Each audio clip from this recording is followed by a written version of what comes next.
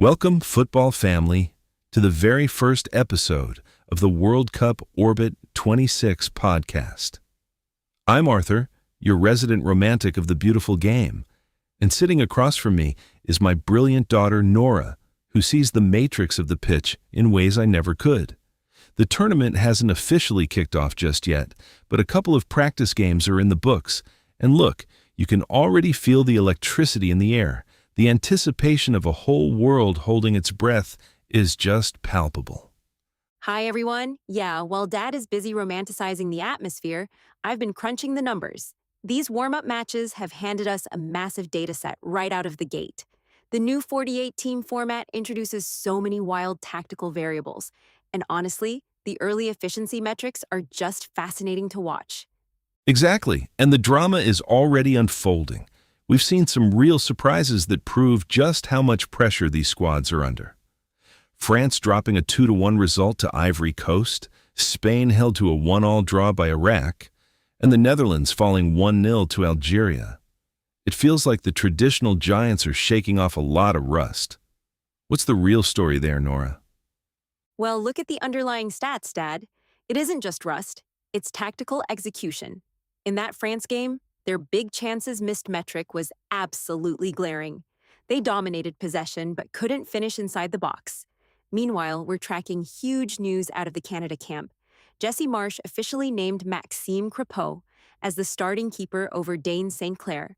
Plus, everyone is closely monitoring the data on Alphonso Davies and Bombito's injuries. Davies already made it clear he won't rush his recovery for the opener. Yeah, it's always a tightrope walk managing those injuries before the big stage. You need your stars, but you simply cannot risk their entire careers. Speaking of tactical setups and the smaller teams making a splash, you wanted to highlight one nation today. What are the numbers telling you about Curaçao? Oh, Curaçao is incredibly fascinating right now.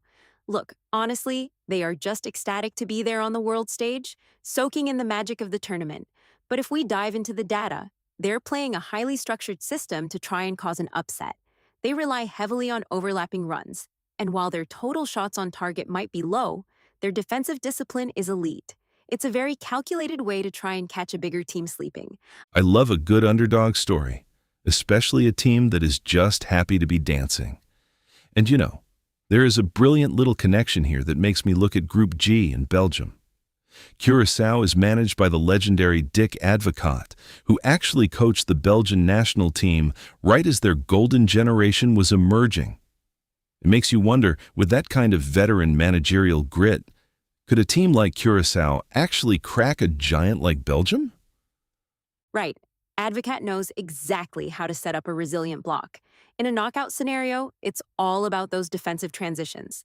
If Belgium's midfield pushes too high and commits a single error, leading to a goal, a disciplined underdog managed by a veteran tactician could cause trouble to the Belgian defense. I'd project Belgium making a deep run, but the knockout stages will severely test their recovery pace against a well-coached counterattack. That tactical discipline is something else. But you know, when I think about the absolute peak of the game, I always go back to Pelé. I was just reviewing some archival footage of Brazil in 1970. His aura, it wasn't just about scoring goals.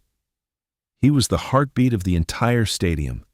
He didn't just play the game, he elevated it to a global art form. Okay, I'm obviously too young to have watched him live, and frankly, match data from before 2006 is notoriously inaccurate. I can't just plug his stats into an expected goals model to understand his impact. What was it actually like, Dad? What made his presence so fundamentally different from the hyper-optimized forwards we see today? It was his joyful defiance. Today, players are heavily coached on exactly where to stand and precisely when to press. Pelé had this intuitive, almost magical anticipation. He saw spaces that didn't even exist yet. The way he could leap for a header, hanging in the air for what felt like an eternity. It was pure poetry. It's a feeling you just don't get from a spreadsheet, Nora. Fair point. The spreadsheet can't measure hang time magic just yet. But speaking of things you can't measure with old school scouting, the social media buzz around this tournament is wild. For For starters, vuvuzelas are officially banned again, and the internet has a lot of opinions on that. Over in Spain, the starting goalkeeper debate is trending everywhere. Do they go with David Raya after his incredible Champions League campaign, or stick with Simón?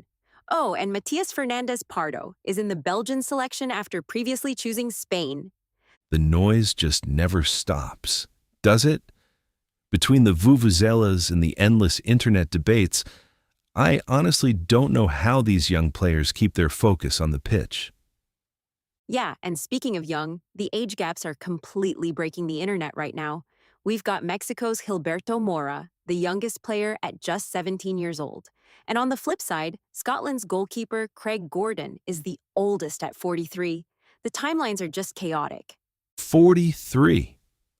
Wow, that makes my knees ache just thinking about it. But I actually love that. Despite all the memes and chaotic timelines, seeing a 17-year-old and a 43-year-old sharing the same global stage, that is the absolute beauty of it. It strips away all our differences. The World Cup brings this real sense of global unity and pure sportsmanship. For a few weeks, we all share the exact same passion. It really is the ultimate equalizer. Looking ahead to the final tune-ups today, the data points to some crucial tests. Spain is expected to play Yamal in their opener, and I'm super eager to see his heat maps in their next friendly. Yes, and we still need to see how Canada responds. Marsch said he'll wait until after the match against Ireland to name a replacement for Flores. I think that's the game we should watch together. We can grab some snacks, hit the couch, and see if Crepeau can really solidify that #1 spot under pressure. Deal? I'll bring my tablet so I can track the big chances created in real time while you soak in the nostalgia. That wraps up our very first episode, everyone. Thanks so much for joining us on this journey. We'll be back with more deep dives as we inch closer to kickoff. Before we go, Nora, I know you've got to run. I just want to say how incredibly proud I am of you. I believe in you every single step of the way. Thanks, Dad. That means the world to me. I'm actually leaving for my practice session right now. Gotta keep grinding if I want to chase my dream to be part of the team next year in Brazil. See you later for the game. Oh, and a quick disclaimer for our listeners before we officially sign off. Nora and I are AI-crafted personalities designed to bring a unique, multi-generational dynamic to your feed. While the characters themselves are fictional, the matches, tactics, injuries, and tournament news we discuss closely and accurately track the real-world events of the 2026 World Cup. The scripts for this podcast are generated using advanced artificial intelligence, working under strict human direction, curation, and factual supervision to ensure a high-quality, authentic listening experience.